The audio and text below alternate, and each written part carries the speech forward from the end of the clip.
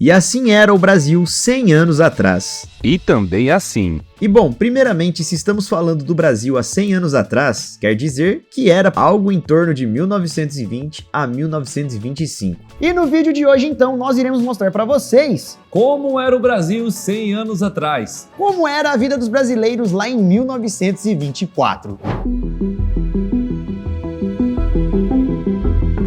Em 1921, a capital do país era o Rio de Janeiro. Os cariocas eram destaque em capas de revista e tabloides da época. Eles eram apresentados como pessoas chiques, elegantes e bonitas. Com isso, era passada a impressão de terem um nível maior de escolaridade e poder aquisitivo, porém a realidade deles era bem diferente. O presidente, em 1920, era Epitácio Pessoa. Ele era paraibano, diplomata e professor universitário. Seu governo foi marcado por diversos problemas sociais, políticos e econômicos, greves e revoltas militares.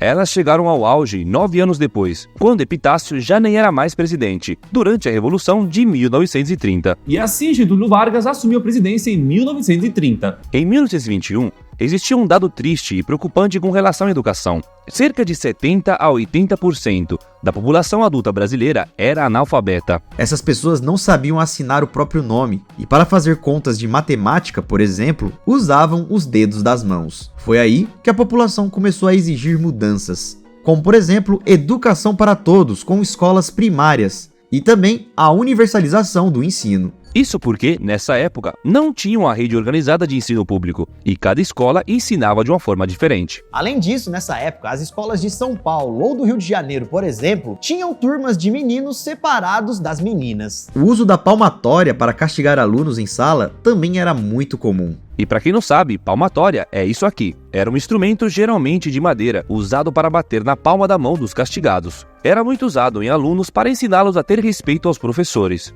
E foi nessa mesma época também que foi criado o primeiro ensino superior, com o título de universidade. E a primeira instituição foi chamada de Universidade Federal do Rio de Janeiro, a UFRJ, que funciona até hoje. A década de 1920 ficou conhecida como Anos Loucos. Foi uma época de grande busca por novos conhecimentos e grandes transformações culturais. Foi um período determinante para a nossa história e cultura. Para alguns, essa época começou na verdade em 1919, período em que a gripe espanhola tinha acabado de ser controlada. Os historiadores acreditam que a doença chegou no Brasil em setembro de 1918. Rapidamente, a doença se espalhou por todo o país, pois não havia medicamentos para combatê-la. Em São Paulo, tivemos cerca de 350 mil casos, o que representava mais da metade da população da cidade, e 5.331 mortos. No Rio de Janeiro foram registradas cerca de 12.700 mortes, e estima-se que a gripe espanhola tenha tirado a vida de 35 mil pessoas aqui no Brasil. Mas os anos se passaram e com a gripe espanhola controlada, o país viveu um dos maiores carnavais já vistos na história. Naquele tempo, ainda não existiam as escolas de samba, mas haviam blocos de rua, cordões e até carros alegóricos. Mulheres usavam fantasias mostrando a barriga e as coxas, algo inusitado na época. E nessa época, por mais estranho que pareça, o lança-perfume era liberado e várias indústrias passaram a fabricar para animar o carnaval. E as garrafinhas podiam ser compradas em qualquer loja ou farmácia. Outra coisa que acontecia nessa época era que as crianças podiam trabalhar e até mesmo ir para a cadeia. Foi somente em 12 de outubro de 1927 que o presidente Washington Luiz assinou uma lei conhecida como Código de Menores. A lei estabeleceu que o jovem não pode se responsabilizar pelos seus atos até os 17 anos, e que somente a partir dos 18 anos responde por seus crimes e pode ser condenado à prisão. Até então, as crianças podiam ser levadas aos tribunais a partir dos 9 anos, da mesma forma que os criminosos adultos. Com relação ao trabalho, crianças podiam trabalhar normalmente. Inclusive, as fábricas estavam cheias delas. E essa atividade só foi proibida aos menores de 12 anos lá em 1927. Ao longo dos 10 anos seguintes, o país viveu uma verdadeira revolução nos costumes. Em São Paulo aconteceu a Semana da Arte Moderna em 1922. Foi considerada como um marco para a mudança da cultura local.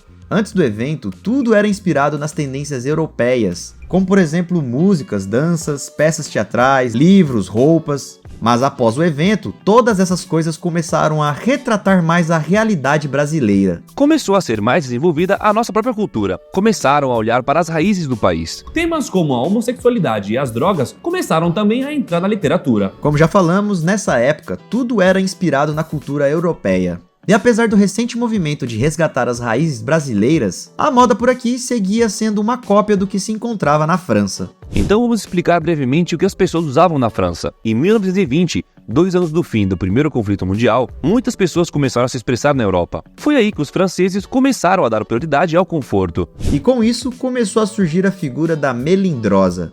As mulheres trocaram aqueles corpos de ampulheta com espartilhos apertadíssimos por silhuetas mais retas, curtas e confortáveis.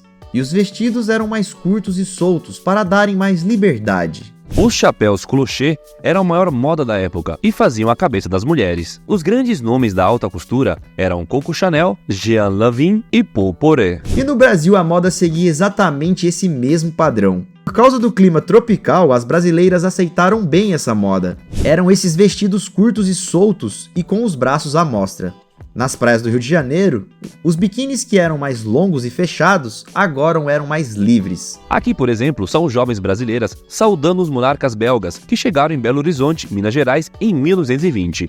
Mas se você fosse homem, provavelmente estaria usando ternos, mesmo de dia, calças largas e chapéus. Mas depois de um tempo, a referência saiu da França e começou a se voltar para Hollywood. As mulheres também ergueram as saias. Já os homens começaram a imitar os galãs de cinema. E nesse período foi criado o samba, como conhecemos hoje. Rapidamente, esse ritmo logo se tornou a música nacional. As letras falavam do cotidiano brasileiro. E alguns nomes da época eram Noel de Madeira Rosa, um dos maiores e mais importantes artistas da música do Brasil. Era sambista, cantor, compositor, bandolinista e violonista. E também Lamartine Babo, compositor popular brasileiro. Para ouvir as músicas, não existia nada além dos rádios por aqui, que era o de mais avançado. E se você estivesse naquela época e ligasse a rádio, eram essas as músicas que tocavam na época.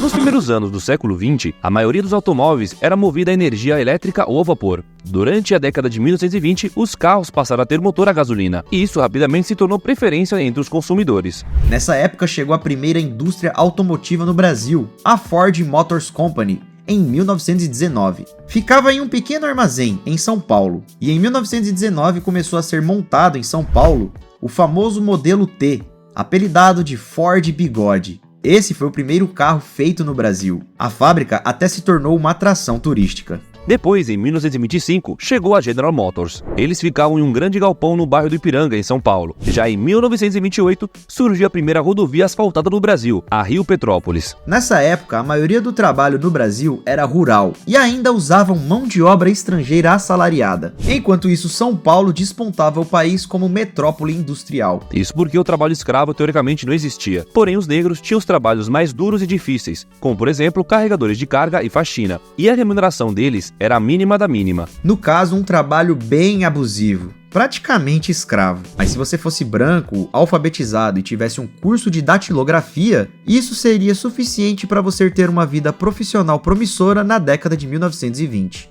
Com relação à alimentação, era basicamente a mesma que temos hoje em dia: arroz, feijão e verduras. Carne, geralmente, só uma vez por dia. O peixe era muito consumido. Comiam muito pão de trigo, de centeio e de milho. Leite, manteiga, ovos, queijo e, é claro, frutas bem suculentas. Nessa época, muitas famílias não conseguiam ter um rádio próprio em casa, porque era muito caro. Então, os maiores veículos de notícias eram os jornais e revistas. Também existiam muitas revistas femininas. Os destaques das revistas eram principalmente os novos modelos de vestidos e a seção de receitas para agradar o seu marido. E os principais produtos divulgados nas revistas eram excursões e passeios, o Guaraná Champanhe Antártica e os carros que começaram a ser montados aqui no Brasil. E a TV no Brasil só teve início comercialmente em setembro de 1950. E esse, galera, foi o vídeo de hoje. Esperamos que vocês tenham aprendido um pouco mais. Esperamos que vocês tenham gostado. Se gostou, deixa o like, se não deixou ainda. Uma bela viagem no tempo a gente pode fazer também de outros povos ou de outras épocas da história. Comente aí se você quer saber mais do passado de um outro país ou se você quer saber do passado do Brasil, mas sei lá, de 200 anos atrás, beleza? Então é isso, ficamos por aqui. Se inscreva no canal, até o próximo vídeo. Isso tudo, pessoal. Valeu!